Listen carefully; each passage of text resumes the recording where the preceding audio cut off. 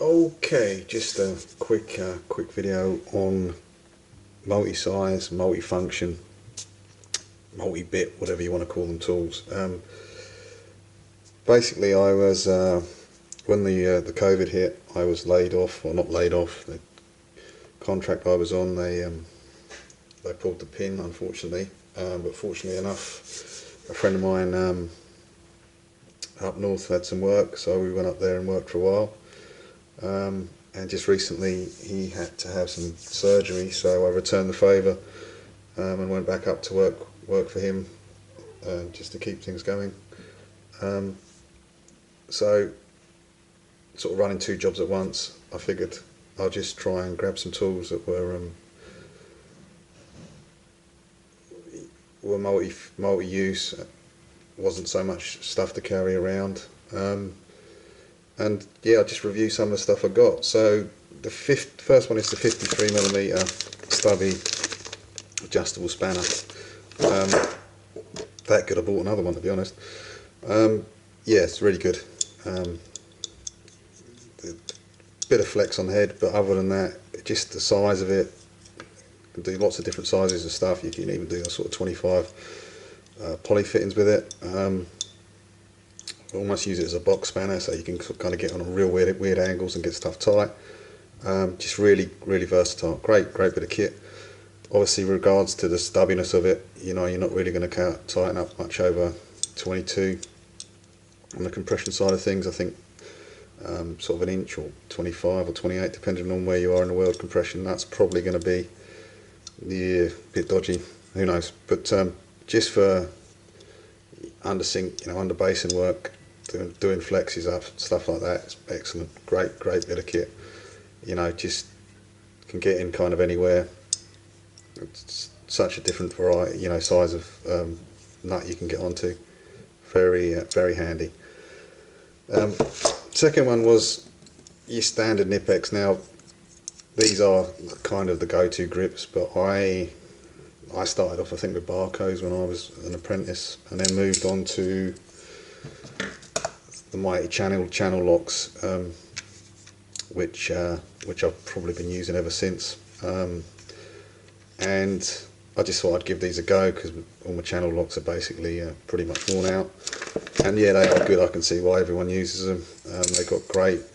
You can really get a bit of squeeze on the fittings. I think they've probably got a bit more range than the channel locks, and very well made, incredibly well made. So I can obviously see why people use them. I mean, if they stay 90% as good as they are throughout their working life, then yeah, they're a great bit of kit.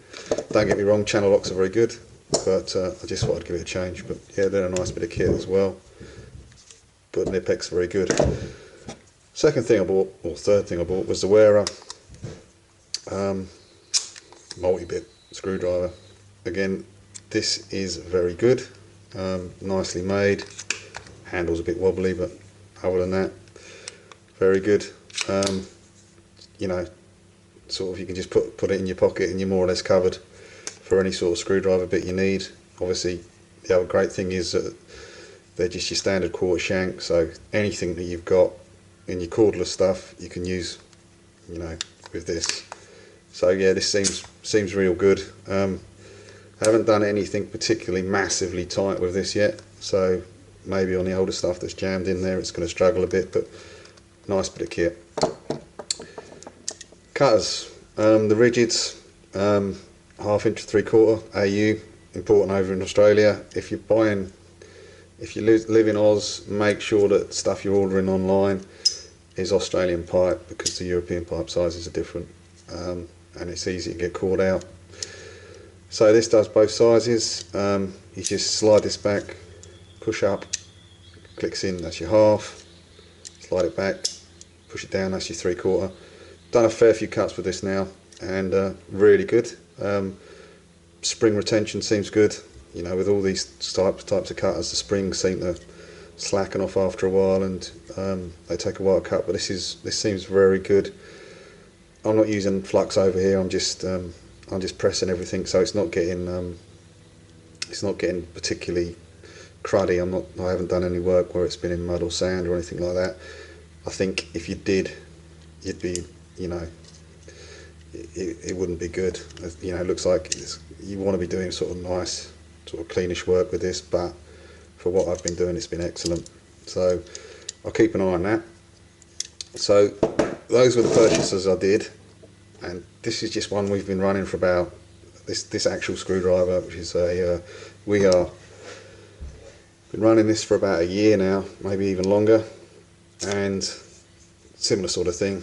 Obviously it's an electrical screwdriver. This is excellent. The only one drawback is these little yellow holders, they spring out sometimes, come loose, so you might have to silicone back in. But the actual screwdriver itself, I've done some, you know, undone some real tight screws with this, and it's good. The bit heads are incredibly strong.